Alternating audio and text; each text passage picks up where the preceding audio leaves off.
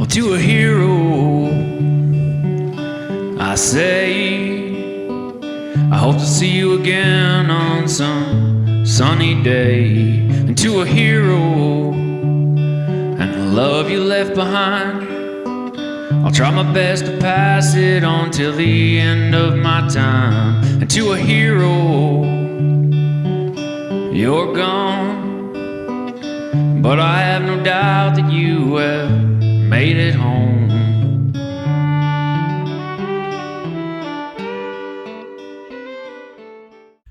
Привет, shalom, salut tout le monde, and welcome to Eastern Europe. Alright, so I just want to make this video. I think it's going to be my last video for a while. I have to take a construction job, and I think it's like a two to 3 month project or something, so I'm not going to have time to make videos or to be very active. So it's probably going to be my last video for a while, and I just wanted to talk about, I want to talk about the Peloponnesian War with the Athenians and the Spartans and kind of draw some parallels to today. It's one of my favorite subjects, the Peloponnesian War, and it's really because, well, it's a cool subject because it's ancient Greece, the Spartans, the Athenians, but it's also like really stupid. It's one of the dumbest wars in history, and it's a lot like what we did today. It's what's going on like with Russia, Ukraine. We'll talk about that, and Afghanistan, Iraq, and all that stuff. But I also want to talk about. I want to talk about how like things get funded, how the Jews get funding, how stupid we are. We're just kind of mentally retarded. Let's take a look, and that's what's going to connect to the Peloponnesian War, is how stupid the Greeks were and how stupid we are today. And it's not that the Jews are smart. It's not. We're retarded. We're stupid. And I mean, on one hand, it's like a level of like we're too trusting, you could say, and we always thought like our government had our best interests and stuff like that. You just would never believe this level of treachery. And that's really probably the main problem. The main problem, for instance, when I was younger, I used to live in a province called Ontario, just on the New York border, and there was a farmer a couple hours north of me, and this guy got raided by the SWAT team, like 20 cops with rifles and machine guns and military equipment, kicked down a farmer's house with a family. They got guns to all of them, and their only crime was selling raw milk from off their farm. Raw milk. Our country was built on raw milk. Our whole civilization, past civilization, was built on raw milk. And there's some people who will argue that raw milk is infinitely better for you than pasteurized milk. And so, I remember reading the article, and the wife, she had a gun to her head for selling raw milk. And in the article it stated, she said all that she could think about in that moment was she needs to get to a phone and call the police. But these were the police, and this overwhelming sense of fear came over her. And where did they find these cops? Imagine being a SWAT team guy, and they're telling you got to raid a farm, a family, women and children, because they're selling milk off their property, raw milk. It's not going to the milk monopoly. And the police actually did it. I don't care about the cops who gave the orders. I don't care about the politicians. I care about the Cops on the ground, where did they find cops who would actually follow orders like that? You know, there was another cop who fined a family because their 7-year-old girl was selling lemonade off their front yard. Little girl, right? Isn't that adorable? Little girls trying to sell lemonade for 25 cents a glass. And there was a cop that actually fined her mother and her father because they didn't have a permit. Where do you find a cop that's going to do that? Yeah, these people are real. These cops are real. These cops have to take psychology tests, and they're choosing these cops based on how they score on the test. So I imagine they're choosing a lot of really psychotic cops. Are you willing to do this? Check this box, you know? And that's how they're making their choice. And so anyways, I'd say the traitors in our society are definitely like the Jews and the Masons or whoever, the elites. Their greatest tool is having these traitors in key positions, and that's really how they've advanced so much. And that comes down to, well, they own the bank, so they've got the money, and they got the media, so they can ruin your life if they want to. But now we're coming to a time where, well, we're catching on to the banking system. We all know it's insane. No one can buy a house. You know, everything's gone up in value, but salaries are more or less the same, right? They didn't up our salaries. So I want to talk about how clever the Jews are. You see, the Jews don't pay for anything. They get you to pay them, and then you do the service for them, right? It's really, again, it's not that they're smart. It's we're stupid. And this is what comes back down to what we talked about before, about learning from your defeats and learning from your enemies. Your enemies are always teaching you how to beat them, right? So,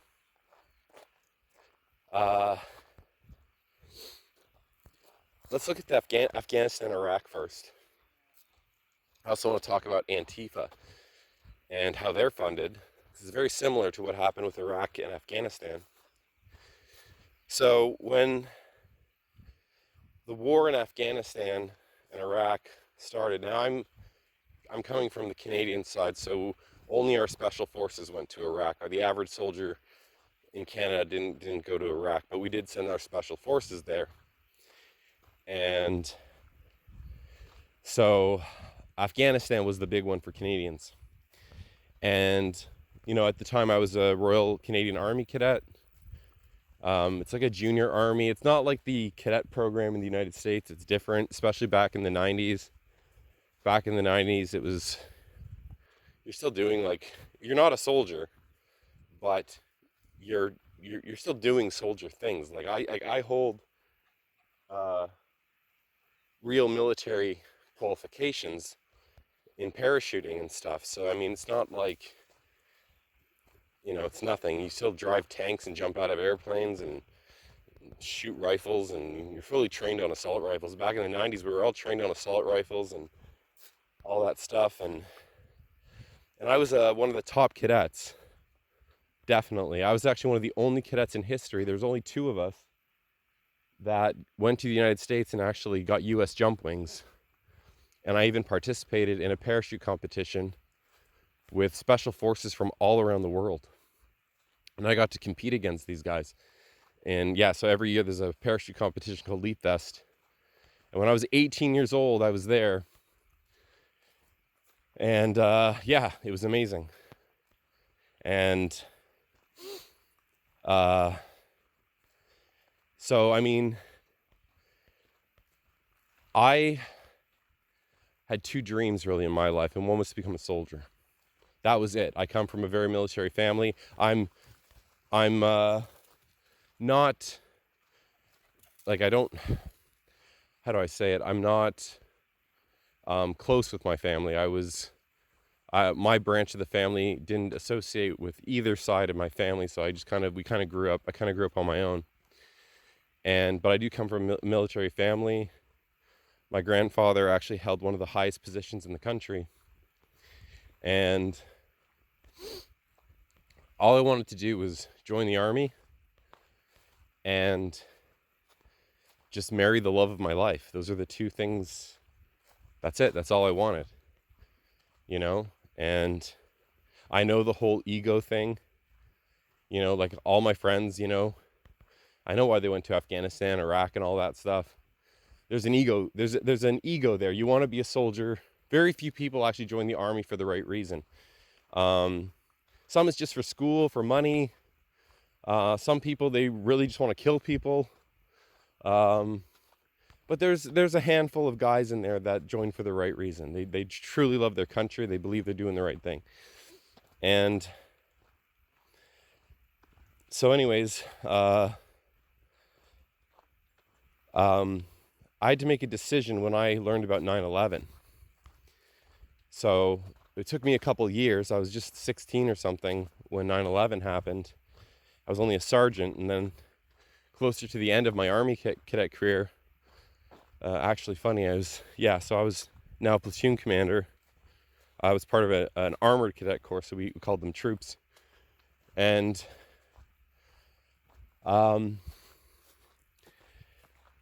when I saw this Tower 7 fall for no reason, you know, that was all I needed to know something's wrong with this picture, right? And there's a lot of theories. Everyone has their theories and stuff. And obviously, these buildings are pre-demoed. They got demolitions inside them, and that might be how they're built. They might actually be built with demolitions already inside them for, you know, reasons of, you know, national security.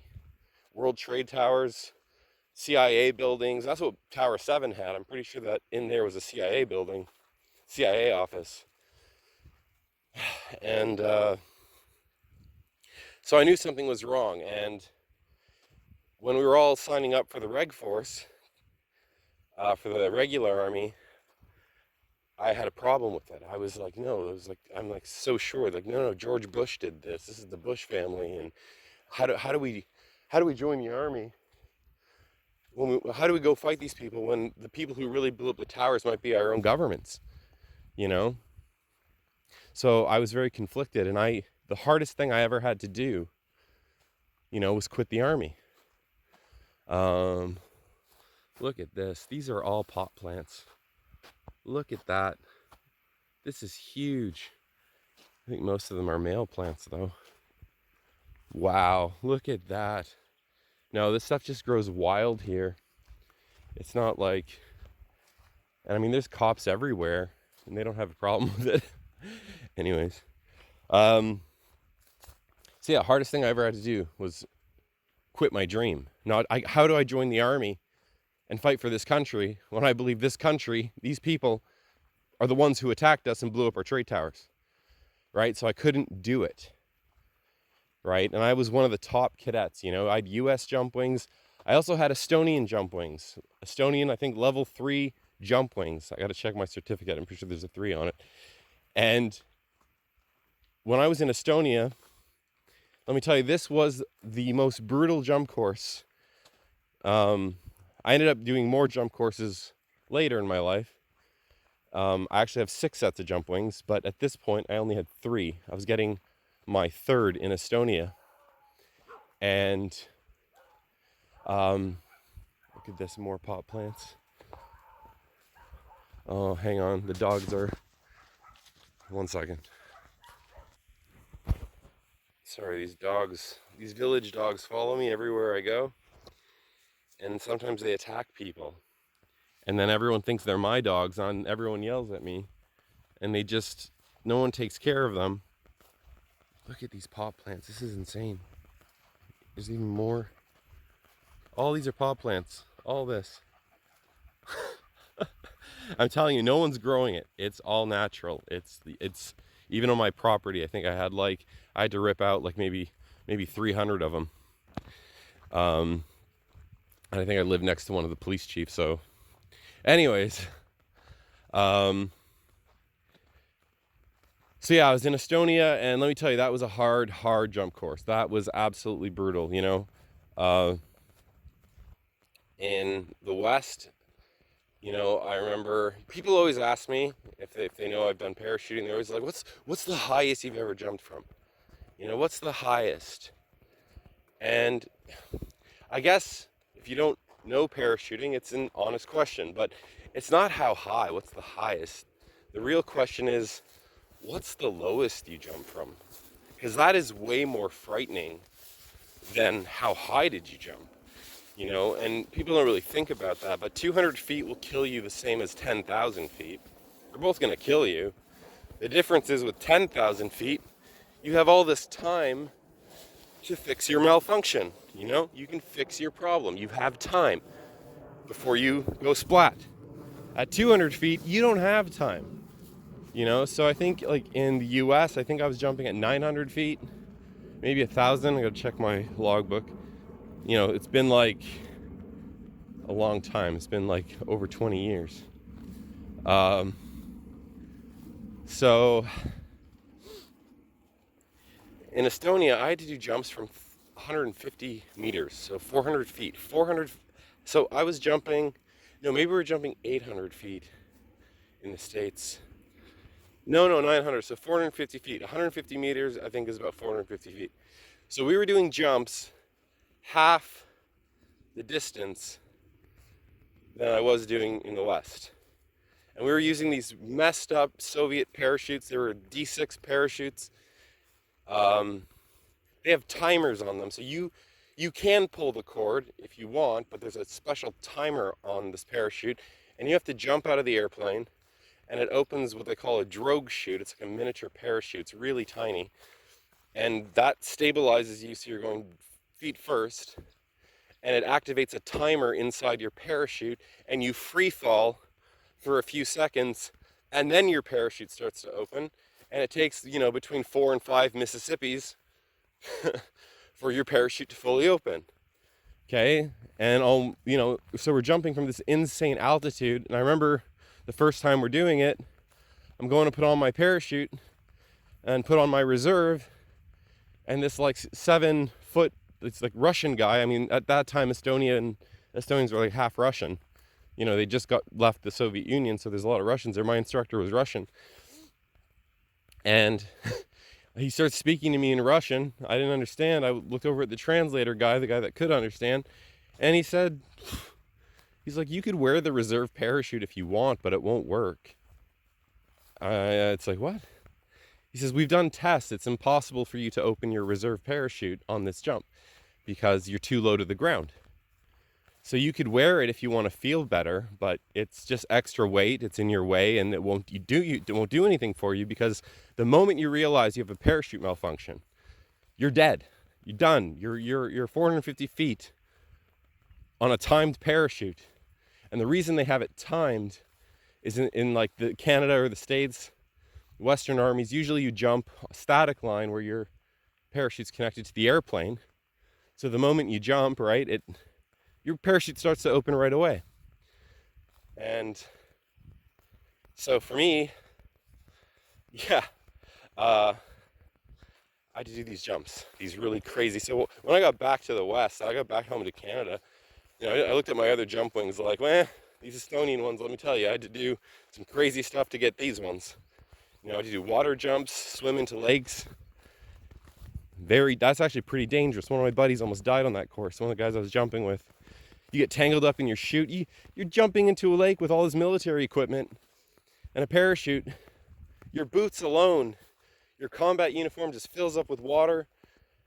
You know, you just got this army issued life preserver. You know, and the shock from hitting the water, because it's at this point we're in September or August, end of August or September. Anyways, and we're in northern Europe, so I mean the lake was pretty cold, and I think it was September, and man, when I got back to Canada, I felt like I was invincible, you know, after that parachute course. The US parachute course was like, man, it was like 5-star hotel compared to parachuting in Estonia. You know, the American parachutes were like like Cadillacs, like when you hit the ground to do your it's called a PLF, your paralanding fall. I mean, I don't even think I had to do it with the US issued parachutes. What were they? They were like MC dash, they're M1 dash Charlies, I think is what they're called. Anyway, sorry, it's like 20 years ago. Anyways, so when I got back, and again, all I wanted to do, the only thing I wanted in my life, join the army and marry the love of my life. That's all I wanted. I wanted to go to Afghanistan. I couldn't wait to go to Afghanistan. I could not wait. Right? And so about 2 months after I got back from Estonia,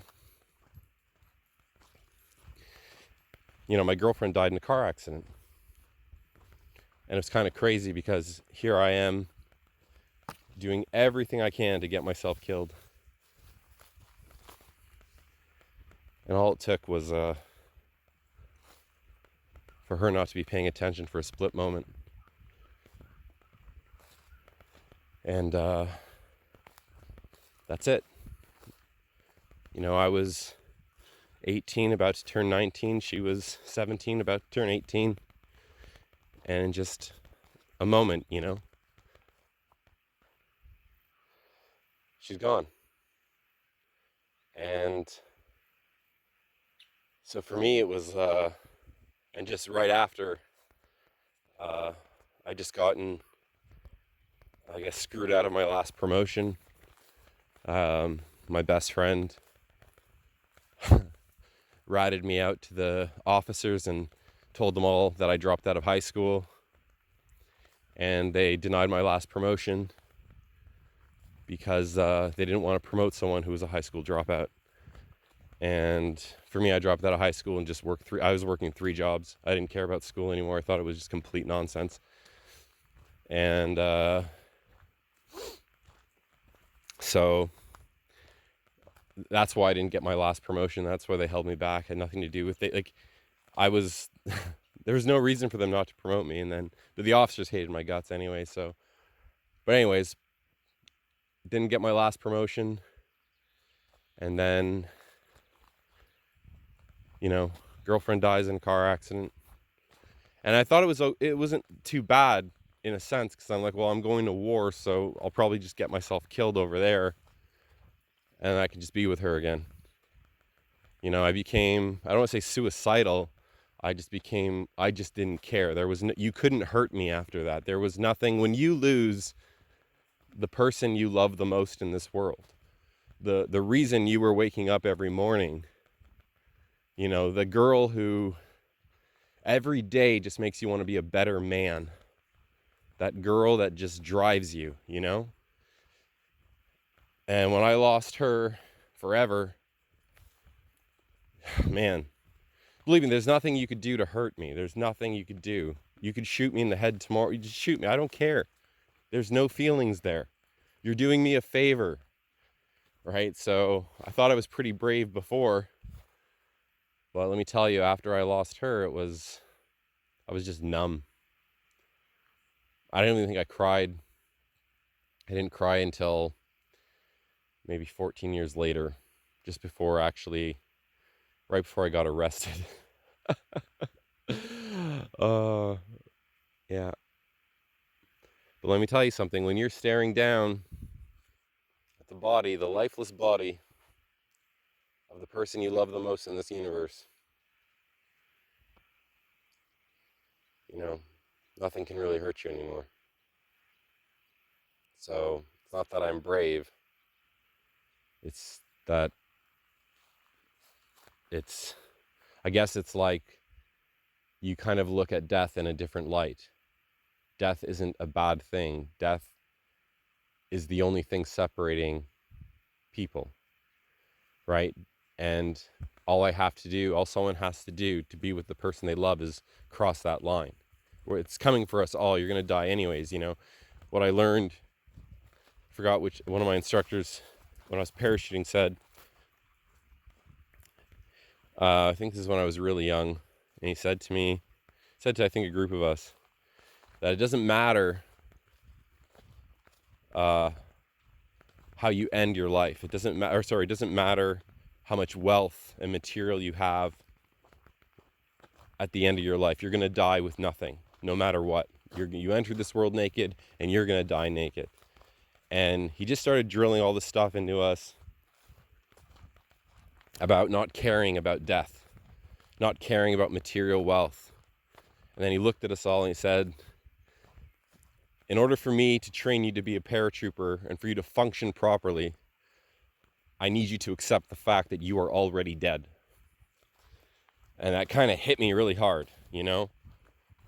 That if you want to function properly as a soldier, as a paratrooper, you have to accept this hard fact that you are already dead. And we all are. And that all that matters in the end is how you choose to meet your destiny, which is death. Death is all of our destinies. You know, how are you going to meet it? That always stuck with me. But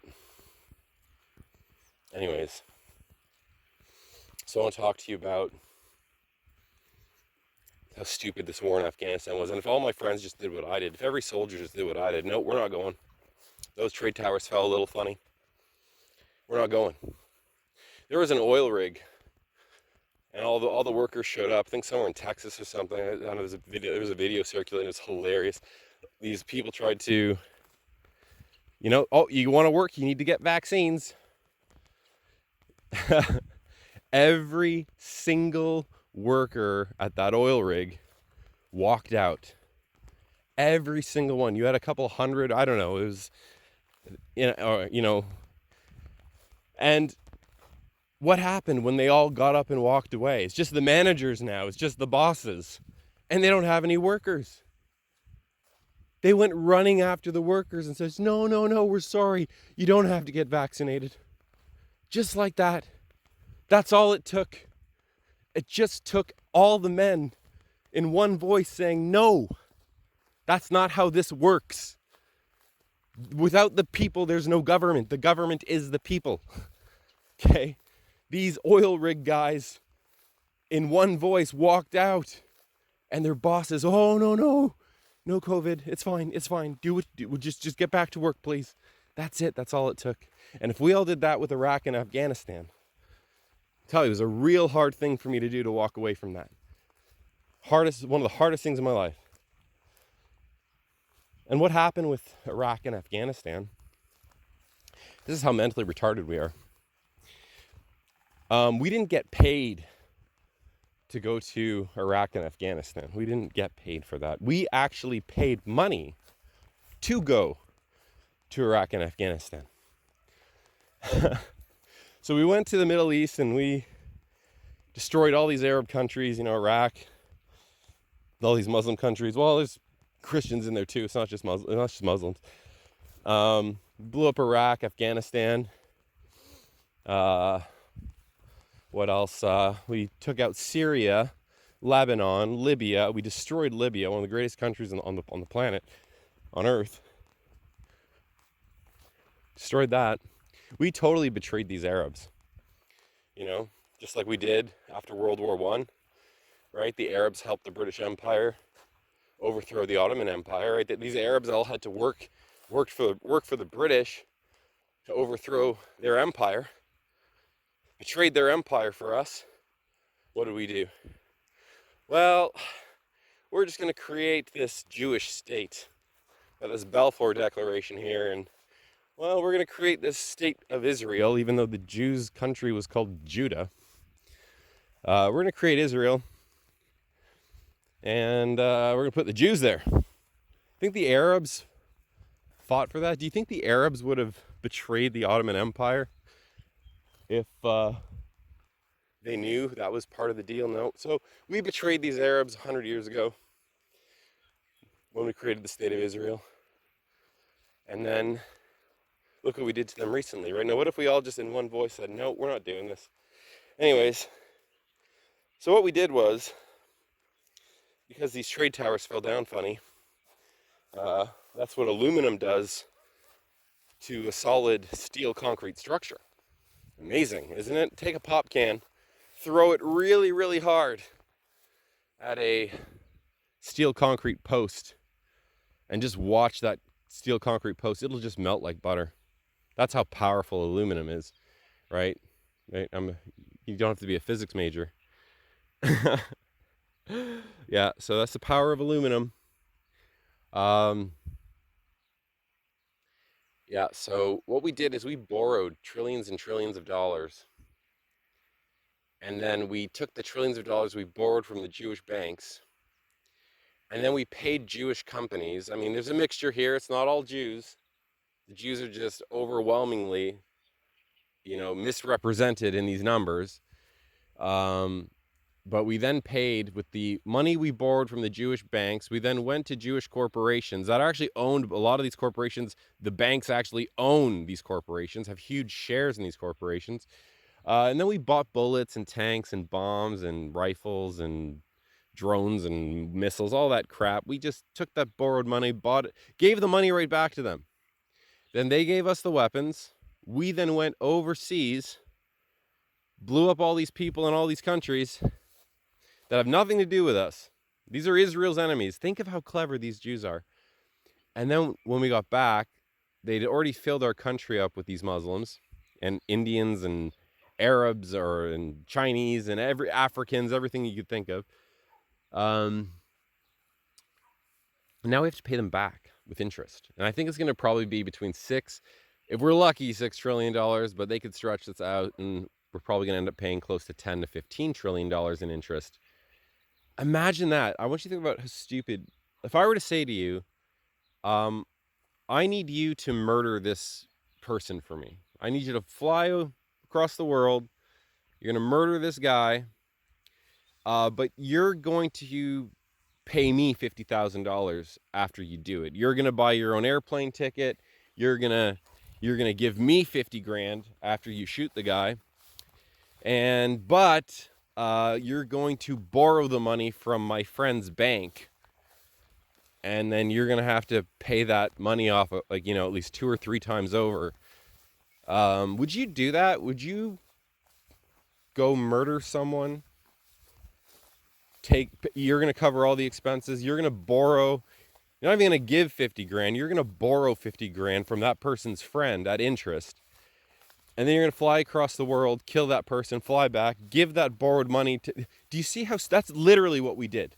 We literally borrowed money from a Jewish bank, bought all this equipment with it, went overseas, killed all their enemies, and now your children, your grandchildren, your great-great-grandchildren are all going to be forced to be slaves for the rest of their lives to pay off this Jewish loan. That's what we did. That is literally what we did. Mind-blowing. That's the Jewish mind. They didn't pay you for your service. They got you to pay them at compounded interest for your service. Right? The same way how Antifa's funded. How is Antifa funded? Well, what Antifa does, I'll never forget this. I was super pissed when I was in the nationalist group in Quebec.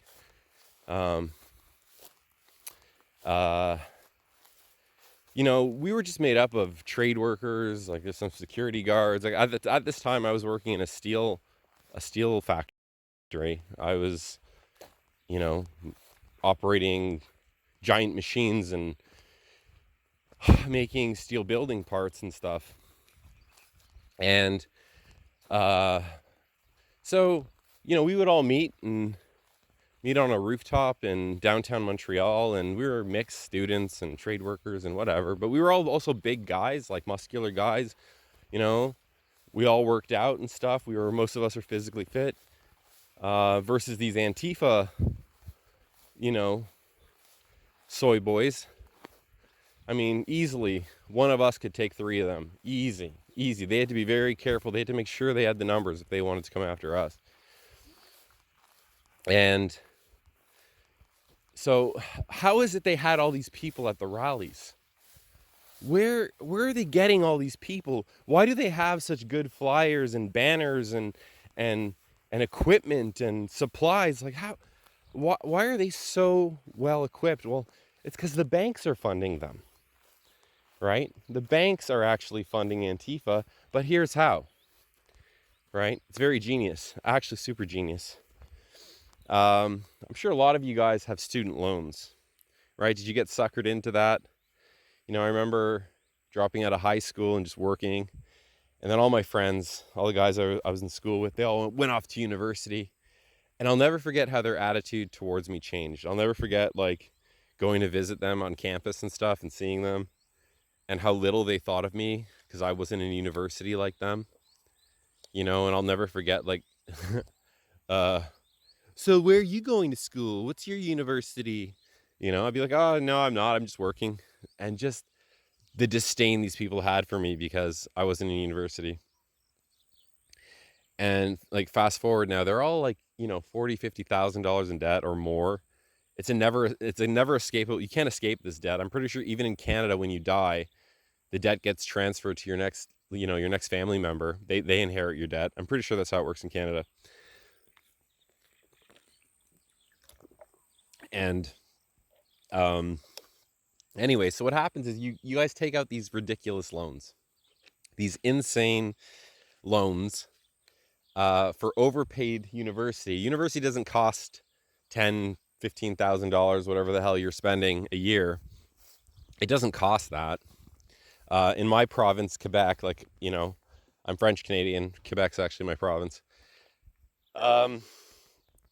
University is like $1,500 a year, $2,000 tops. I'm talking like going to the best law school in the country.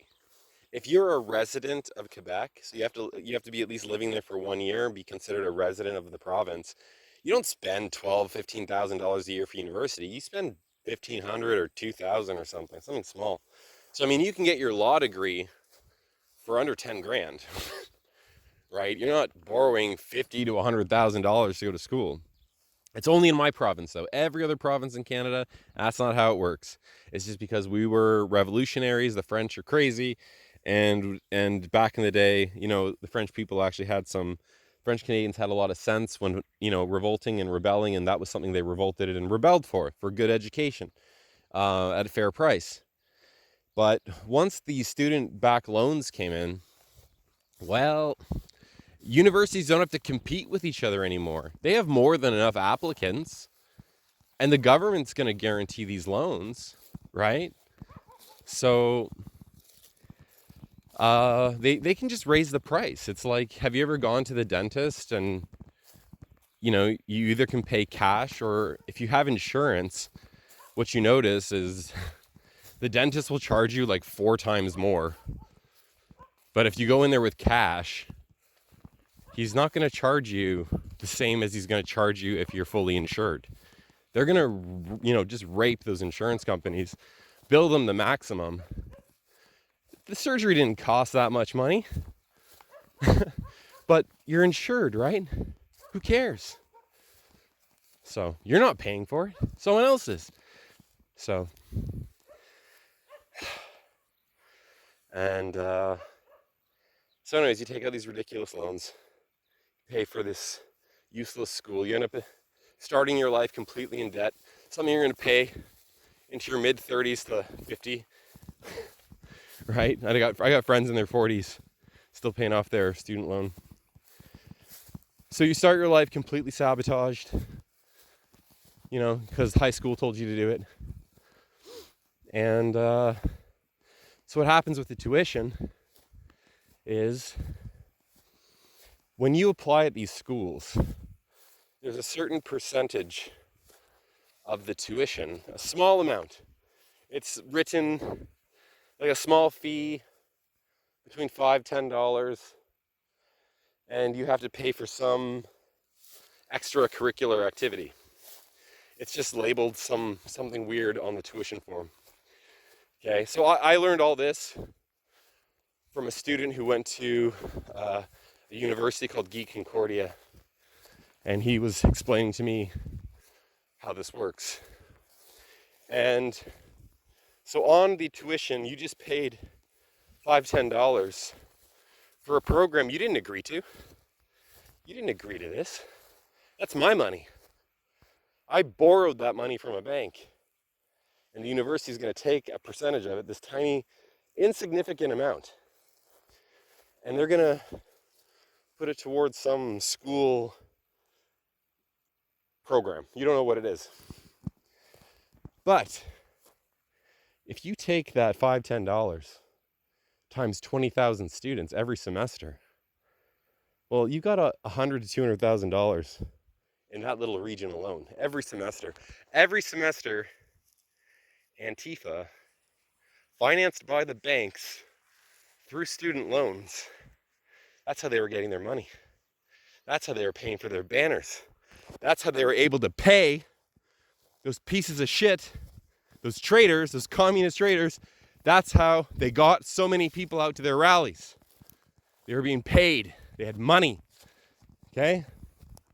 Money that they stole from you through your tuitions. And if you wanted to cancel it, you see, you could cancel it. You don't have to, you can cancel it, but you can't cancel online. And you have to cancel in person on a campus address across the city during school hours. For $5, $10, you want me to take a couple hours out of my busy school schedule, travel across the city? That alone might cost me $10. Might take me an hour or two. You know what? It's just $10. I'm not going across the city during school hours. They can just keep it. Small amount. Genius. Genius. No one's going to go across the city, skip class, go across town, fill out a form just to save $10. But they don't know that $10 built into your tuition, right? Money you borrowed from a bank at interest, okay? Think about that. You funded Antifa by accident. You didn't just fund them. The Jews didn't pay you. They got us to pay them. They got us to pay them to create Antifa, to finance Antifa.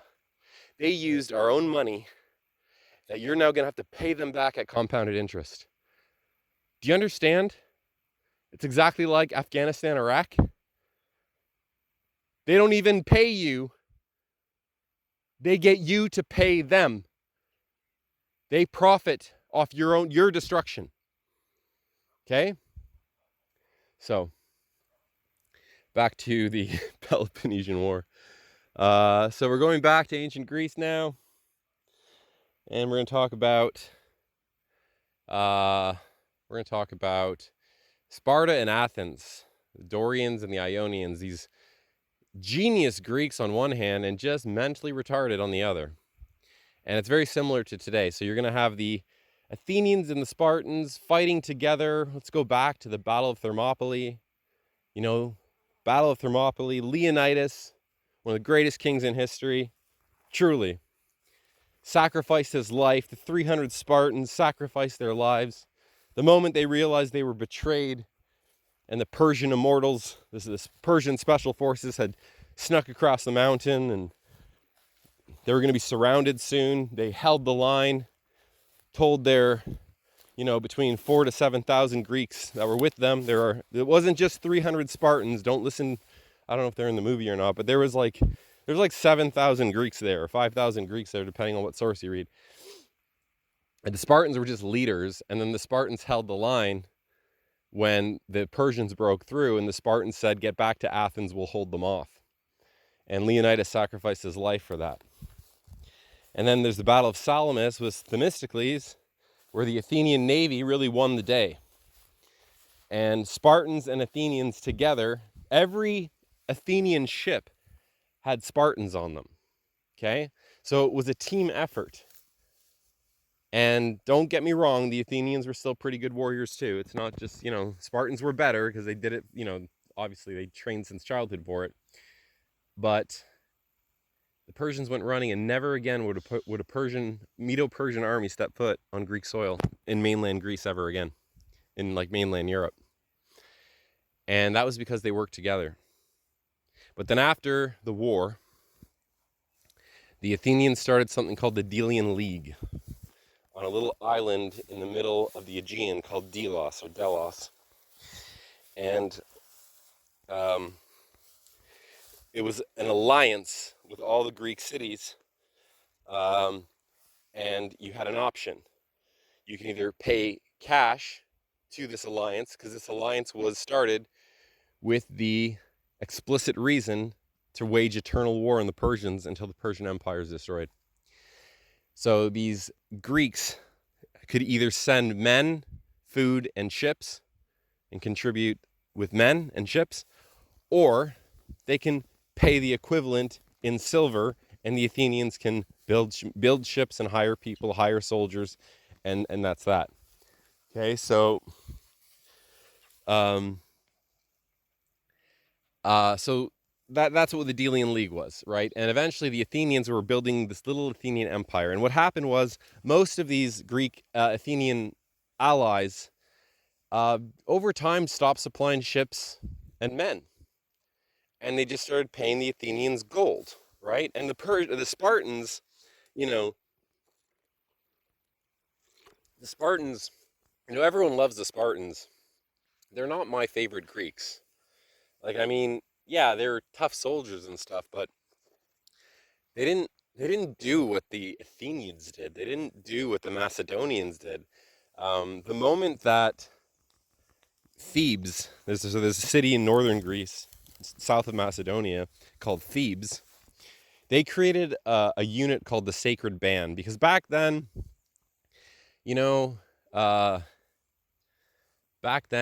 only nobles could really be soldiers. Peasants and slaves couldn't really be soldiers because they didn't have the money to buy the swords and the armor and the spears or the horses. So only rich people, only people with money could actually be soldiers, right? And in Sparta, the soldiers were the government, right? They had like an army of 10,000, and they really were the people who voted and passed laws, and they had the 5 ephods, the 5 judges of the Spartans, and the 2 Spartan kings. And Athens has the democracy, right? So all Thebes had to do was create this sacred band, which is an imitation of the Spartans, and they only had 400 of them, or 300 of them, I think 300, and they were equal to the Spartans. They were just like the Spartans. And putting someone from the sacred band toe-to-toe against the Spartan was pretty much the same thing. So anyways, my point is the Spartans didn't really do too much. Athenians, much better. Corinthians are probably, or Thebians, or Macedonians. For me, I'd rather vote for these Greeks, or the Ephesians. Anyways, Miletus is a good one. Anyways, so now what happened, because all the Athenian allies were just paying money, we're not going to send our men anymore. We're just going to pay you. So what happens now? Do you think the Athenians respect these people? If they're not sending men in ships and it's only Athenian blood that's going to be spilt, Athens is going to make the decisions now. You just pay your army tax. We'll protect you. You pay the taxes. We'll protect you. It's like our governments today. Okay, it's why we pay taxes, which we shouldn't really. At this point, what are our taxes going for? So because now it's really just Athenian ships, the Athenians don't really care what these people say. So now we're coming to the time of Pericles, and Socrates and all these people. Actually, Socrates is actually going to be a soldier in this Peloponnesian War. We'll talk about that in a minute. But so the Athenians built Athens. They built this amazing city with what? With all the silver that they were collecting from these taxes. And these Greek cities now are getting pissed because Athens is turning into this huge, beautiful city. They're paying all these taxes for the army. And what did the Persians do? Genius move by the Persians. The Persians go and make a peace with Athens. They're like, you know what, Athens? We recognize you as the power in the Mediterranean, in the Aegean Sea, and we're going to leave you alone. We'll keep our men at a 3 days march. We'll surrender the cities in Turkey and Asia Minor.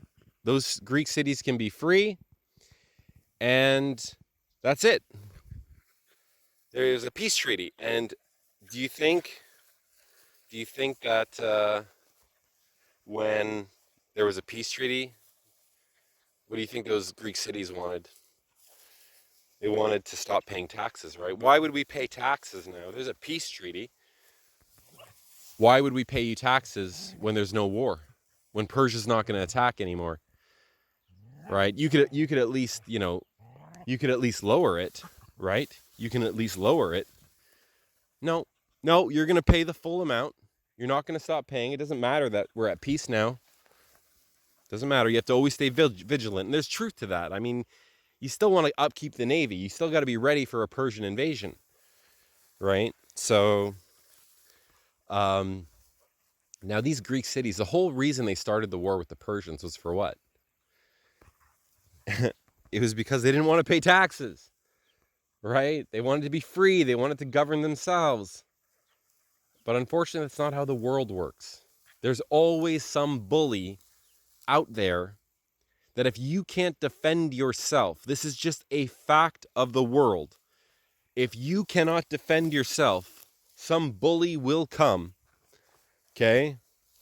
The bully will come and take your stuff, okay? They'll enslave you, okay? They'll rape all your women. That's just a fact of the world. I'm sorry. That's why men need to stay physically fit. You need to be smart, okay? You need to know how to fight, defend your country.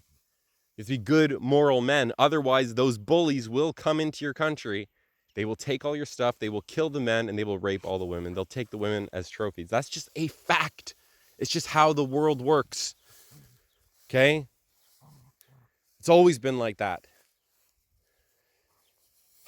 So unfortunately, you do have to bind together and you do have to pay taxes. But these Greek cities, no, we don't want to pay taxes. But instead of paying taxes to the Persians, now they're paying it to the Athenians. So they're pissed. They just want to be free. We don't want to contribute. Well, look, a single arrow is easily broken. A bundle of arrows is not easily broken. Okay? That's what a fasci is. That's what fascism is.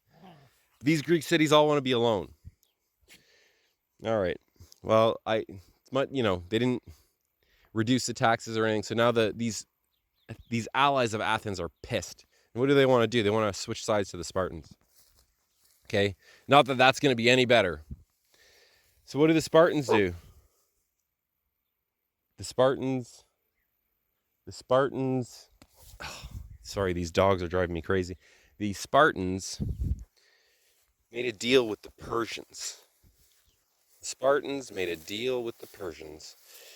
And what they did is they got the Persians to finance a fleet for them and to pay them gold and the stuff they needed to wage war on their fellow Greeks, their Athenian neighbors. So the Spartans now have gone to the Persians for help, betraying their fellow Greeks, the guys they fought side by side with, at Thermopylae and at Salamis. Now they're working with the enemy, taking the enemy's money, and what did they promise the Persians? All those cities that you freed for the Athenians, all those cities in Asia Minor, Ephesus, Samos, Miletus, all these great Greek, you can have them. We'll give them to you. Okay? Go back and enslave them and tax them, no problem. That'll be the fee if you help us with our fleet, give us the money we need so we could take down the Athenians. All right? And all the Athenians' allies are pissed at them because of this tax, right? Well, Athens falls. Eventually, I think the general's name was Lysander. And they took down Athens. Athens had to tear down the Piraeus, it's like a small city, a walled city where the boats are, the harbor is, where all the ships are kept. Sparta tore down all their walls, and that was it. The little Athenian Empire was over. And I mean, those guys at one point, they spent 6 years in Egypt, those Athenians. They conquered all the way to Egypt for a time. They were building Athens very well could have built an amazing little empire. But anyways, so the Spartans were now in control, right? So once they got those ships from the Persians, once the Persians helped them, where did they strike? Where did the Spartans strike? Well, they struck the Hellespont, that crossing between Asia and Europe. Because the Greeks had made all these colonies exactly where I'm standing now. And all their grain was grown here. Right? Right here. So Athens was fully dependent on the grain that was coming from this region here. And the Spartans took their fleet and went to the Hellespont and blocked it off and started starving Athens. And this was their tactic, and it worked. So now the Spartans are the new hegemony. They're running things. And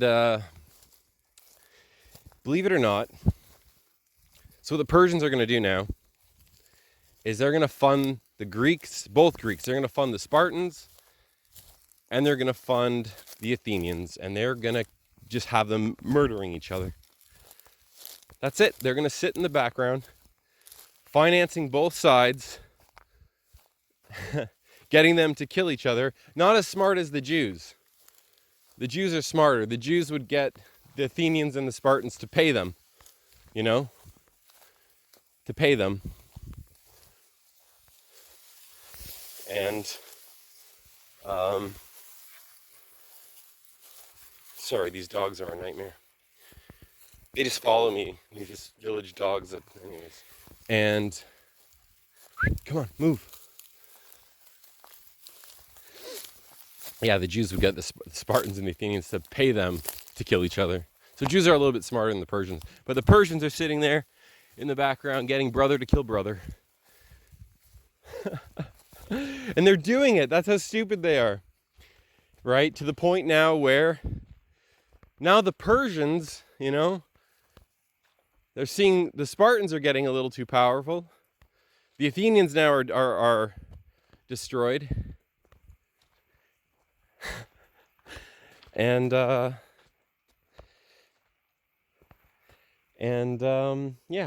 So now what's gonna happen is, of course, the Persians are now gonna fund the Athenians again to strike back at the Spartans, right? It's absolute mental illness. These guys were fighting side by side, kicking the crap out of these foreign invaders, and they just couldn't put their egos aside. They couldn't realize that we could have more and be better if we just work together. Who cares? No, I want to lead. I'm going to be the boss. That was the same thing in my nationalist group. The exact same thing. Everyone was fighting over leadership. And then there's the other guys who don't really want to be leaders. The rest of us were just like, hey, we just got shit to do. We got stuff going on. We're kind of at war.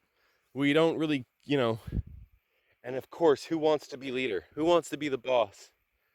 The last people you want ruling over you.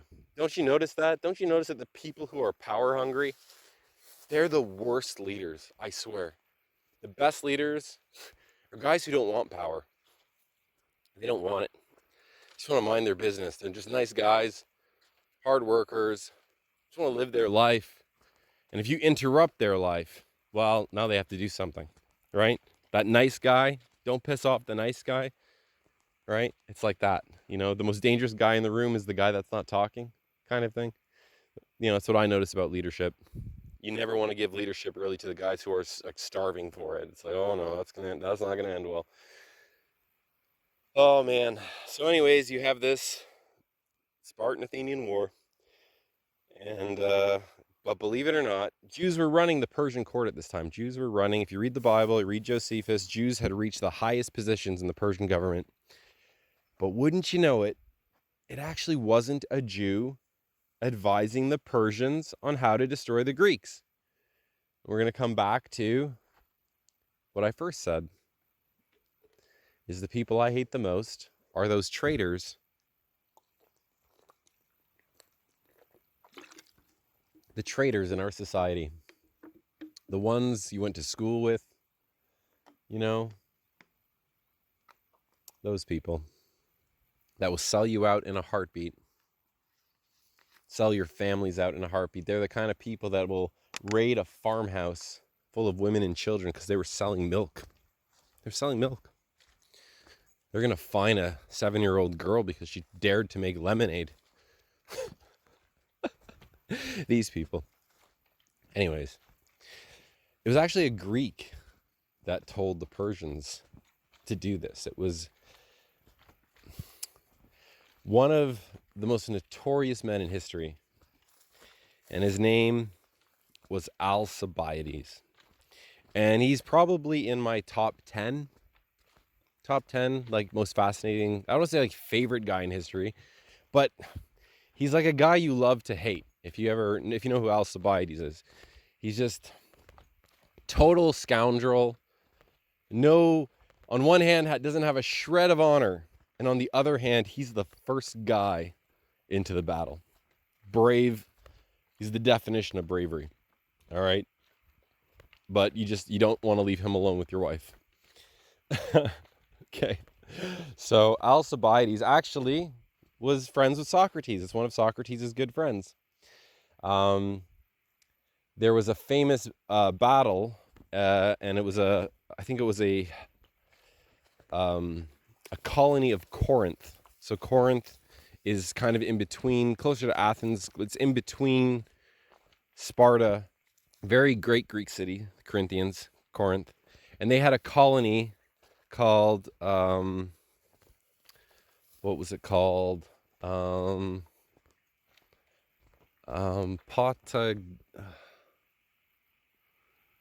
me try to think about it. Oh man, it's a very famous battle. Anyways, Socrates was in this battle with Alcibiades.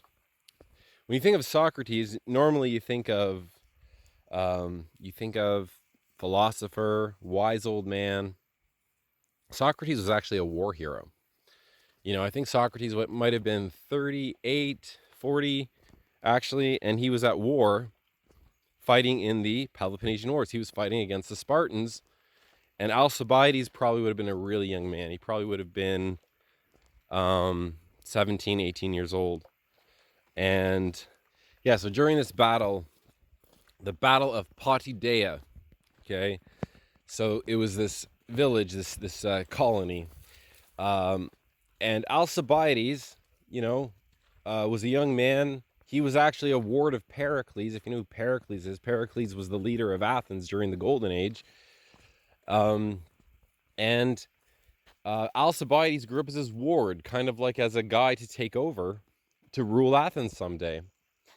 And in this battle, Alcibiades, brave as he was, charged in, went too far, and got himself wounded.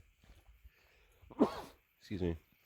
And actually, Socrates, I think he was 38-year-old man Socrates at this point, charged up, held his shield over Alcibiades, and defended Alcibiades with his life, and spent the whole battle protecting him until they were able to get Alcibiades out.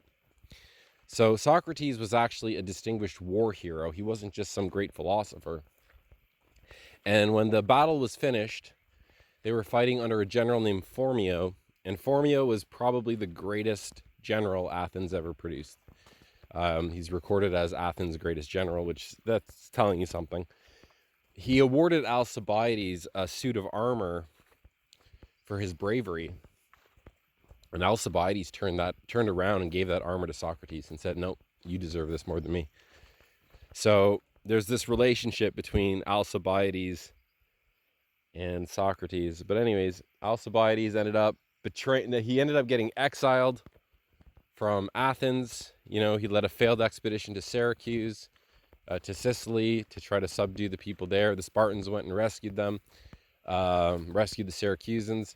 Anyways, it's this whole back and forth Greek crap, and then Alcibiades joins the Persian side. He's gone from Athens to Sparta, and now he's on the Persian side. And the Athenians, he had enough friends in the Athenian assembly that they said, "Hey, guess what? We're calling you back home. Come fight. Join us again." And Alcibiades does a full circle. Athens, Sparta, Persia, back to Athens. And now he's fighting in the Athenian fleet again. Unbelievable. And he's the kind of guy, he impregnated the Spartan king's wife, one of the Spartan kings, impregnated her. That's what I mean by you don't want to leave him alone with your wife. He's just a total scoundrel. But when he was fighting for the Spartans, what did he do? He told the Spartans how to strike blows at the Athenians. Then when he switched sides to the Persians, it was Alcibiades who said to the Persians, don't fund one, fund both. Finance both sides. Keep them killing each other. Don't keep them healthy enough so that they keep fighting. And then you can come in. Once they're weak enough, now you can strike. So just fund both sides to the war. When I think about what's going on in Russia, Ukraine right now, when I first moved to Eastern Europe, and I'm really between Transnistria, Moldova, and Ukraine. And it's a total mixture. I'm in a total mixture zone where literally that village is Russian, that village is Ukrainian, that village is Romanian speakers. It's a total mix here, right? And it's also Soviet Union people. So, I mean, they're from all over Eastern Europe. It's a total mess here. So, but everyone was white and everyone was Christian. I'm like, well, you know what? I don't have to deal with racial divisions and Black Lives Matter and gay pride. And so it was nice to be here. Then the war broke out. And this was the last outpost for the white Christian world. Everyone here's a diehard Christian. Not necessarily that they believe in it, but they fight for their traditions. They fight for the church. They fight for their home. It's part of their lifestyle. It doesn't matter necessarily if they're 100% Bible believer. That church unites these people. These people will go to war and fight for their church. And something interesting I learned from all the people here is that after Stalin's purges, and when Stalin died, Christianity was technically illegal here. But what's funny is nobody followed it. Every one of my friends here from the Soviet Union, every single one of them are baptized. They were all baptized. The leaders of the Communist Party were all baptized. It was just an act. It was technically illegal, but no one followed it, is what I'm saying. Everyone still remained Christian after, the 50s. Stalin, it was different times. Anyways, that's what I feel like's going on right now. The Jews got us to, finance. We paid them, we borrowed money from them, and then we went and we killed all their enemies. And the Jews are laughing because it's like, haha, America, you're also our enemies. They got their enemies to murder each other, and they got their enemies to pay for it. I mean, that's a whole different level of genius. They got paid by their enemies to go kill their other enemies. Mind-blowing. Absolutely mind-blowing. And I just feel like it's the same thing going on here. Everyone's like Russia, Ukraine. Ukraine is the victim or whatever. And look, Russians and Ukrainians are both victims. And a lot of these Ukrainians are conscripted. They're forced to go to the front lines and kill their brothers by law, by the Jew Zelensky government.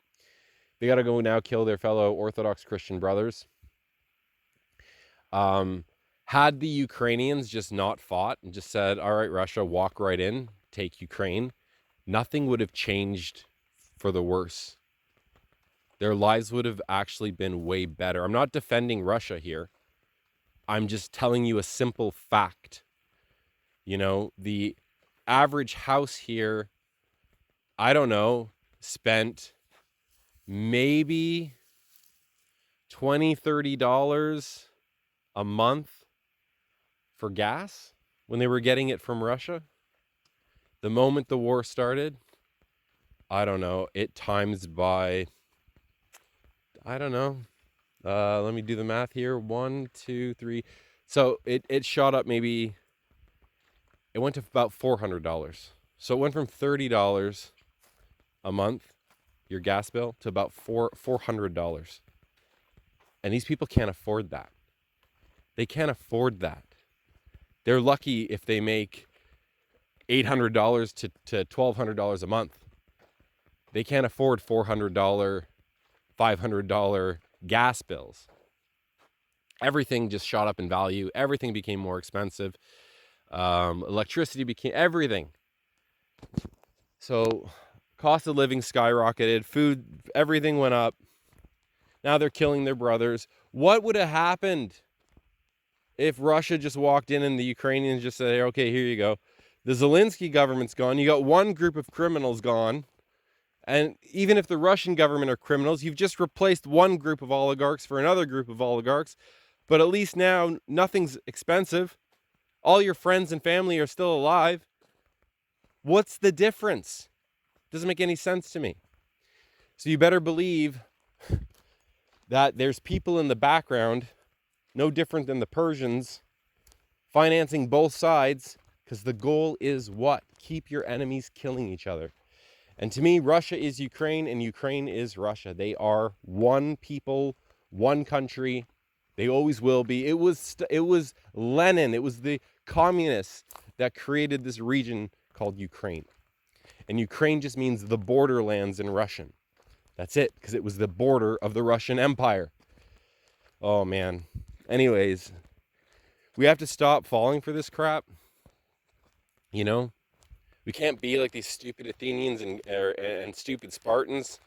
Because what happened in the end? When the Peloponnesian War was done, then there was the Corinthian War. And both sides have just been completely decimated. All these resources wasted, all this blood spilt, all this money lost. And what happens now after the war? After these wars, there's more than one.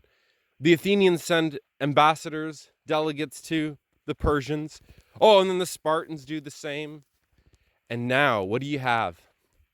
You've got Spartans and Athenians begging the Persian king, help me, help me. No, don't help him. Help me, don't help the Spartans, help the Athenians. No, screw the Athenians. It's what happened to the two groups that were fighting side by side, that defeated the Persians, and now you've got the Athenians and the Spartans on their knees begging for the Persians to help me, help me, help me kill my brother. Help me kill my fellow Greek, please. Insanity. Insanity. Absolute insanity. Oh, man. And that's when a great king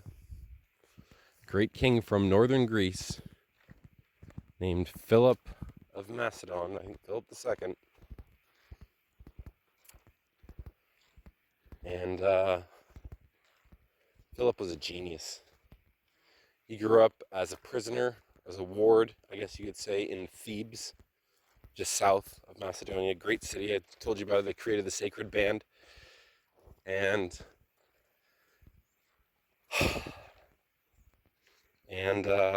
he grew up there, so he learned warfare from people who were just as good as the Spartans. Just as good as the Spartans.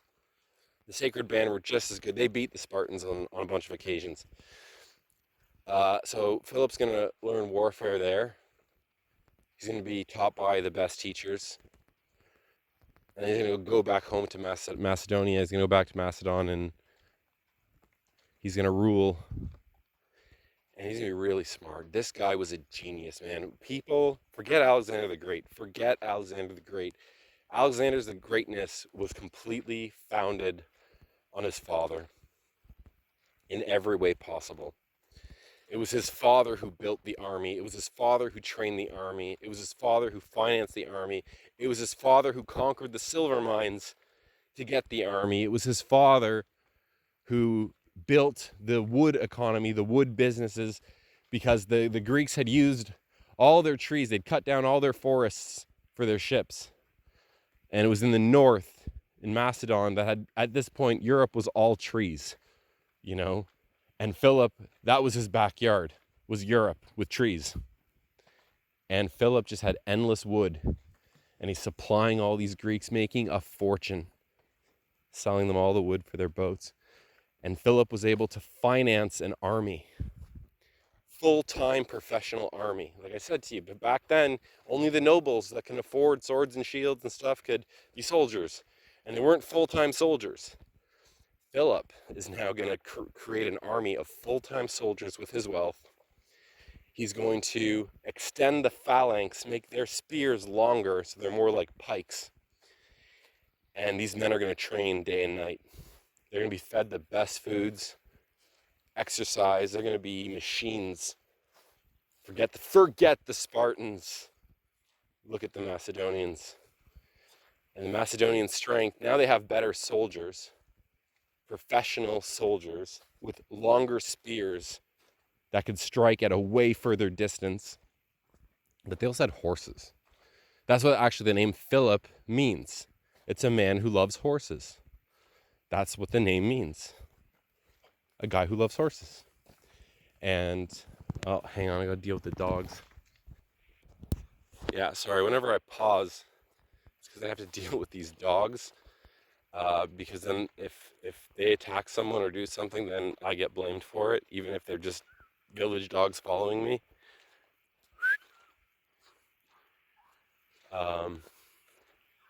Oh man, the problem is one's really stupid. She's stupid, and then she does stupid things, and then they all go. Hang on. Yeah, sorry, whenever I'm pausing, it's because the dogs are doing something stupid. Anyways, so yeah, the Macedonians, the reason they were able to destroy the Greeks, the Athenians, forget the Athenians, forget the Spartans. They didn't conquer the world. It was the Macedonians. And yes, okay, people want to say Macedonians weren't Greek. Well, back then, the standard was if you could participate in the Olympic Games, you were considered a Greek. Okay? So, yeah, they were considered Greeks, or they couldn't participate in the games. So, anyways, the Macedonians were the best of Persia. They had horses. They were great horsemen. And they had now developed a way more sophisticated phalanx, a way better system of warfare. No Greek city could stand a chance against what Philip had built, not Alexander. Philip is going to be murdered, probably by his wife. It's like unclear. Apparently the Persian king took credit for it because he was planning an invasion of Persia. And definitely would have done it. And yep. So in the end, it wasn't the Athenians, it wasn't the Spartans. It was a king, like a dictatorship, ruling over that, the Greeks smashed all their heads together, united them, and took the war to the Persian front and annihilated the Persians. So that's what needs to happen. And that's what's probably going to happen. History, like Mark Twain said, history doesn't repeat, but it sure does rhyme. Okay? So, anyways, yeah, like I said, it's probably gonna be my last video. I have to take a construction job, and yeah, I can't do videos anymore, at least for now. So in a couple months, maybe I'll continue. I also want to start writing some stuff down and maybe putting things into book format. I don't know. But people have asked how to donate. I can't accept things like PayPal every time. I can only do cryptocurrency, and most people don't use cryptocurrency. So people have been asking, like in the chat, how do you donate? If you wanted to donate and support what I do. Unfortunately, you can't send me money. You could send money to, there's any of the admins in my Telegram group, okay, you can send money to them. I trust those guys absolutely. They wouldn't be my admins if I didn't trust them. So one of my admins is kind of crazy. His name is Mike. You're gonna see him in the chat, man. Try not to take him too seriously. He's just a joker. He's like a certified troll. He just likes messing with you.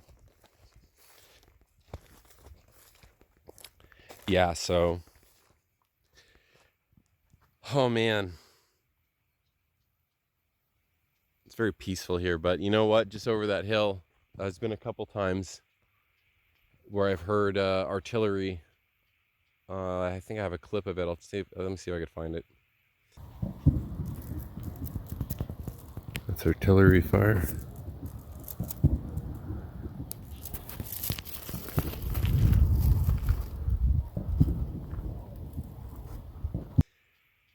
Yeah, so there's been some artillery. They're just drills. That's not real bombs falling on me. The war's still pretty far away, but there's drills and stuff. I mean, it's not that far away. It's like 100 miles away, or maybe not even. But anyways, let me think here. Yeah, I hope you guys learned something. Look, there's more pot plants here. Anyways, we just have to not be so retarded. Not be so stupid. Stop taking Persian gold. Worse even, stop giving the Jews our gold and then doing what they say. How stupid are we? Man, it's like they're just, like, I could just see them all laughing so hard at a table when you really break down what they're doing to us as they're begging for money. Please, America, send us more bombs and weapons and stuff. So it's like, not only are they getting us to pay them to go kill their enemies, but then they're getting money from us just through church donations. It's like, man, I can't, man, my head hurts. Anyways, so yeah, if you guys don't hear from me for a while, that's just because I'm working and I can't do this full time. I can't do this at all. So I'm going to be working, and maybe in a couple months, so what is it? We're June, so July, August, September. So yeah, maybe October-ish, November-ish. I don't know what's going to happen between now and then. I mean, like, war can start here, bombs can start dropping here, so who knows. Anyways, I guess that's it. So, anyways, hope you guys learned something.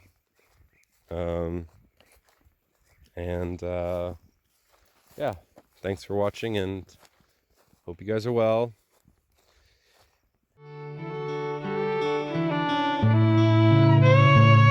To all the heroes taken from our lives, at home or in those countries, fighting for what's right. Now we can do this for you and all your kin, and make this world a better place for your kids to grow up in. And we can try to be true, admit when we don't have a clue, and be there with the ones we love until our time is good and through. And we can be the change we want to see, and we can listen to the wind pass through the trees. We can speak the words we know are true for our heroes.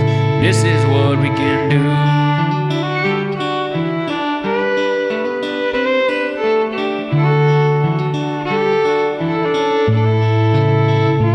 We can try to keep your spirits alive, and we can try to be nice. We can not take for granted all the beautiful things in our lives. We can be the change we want to see, and we can listen to the wind pass through the trees. We can speak the words we know are true for our heroes.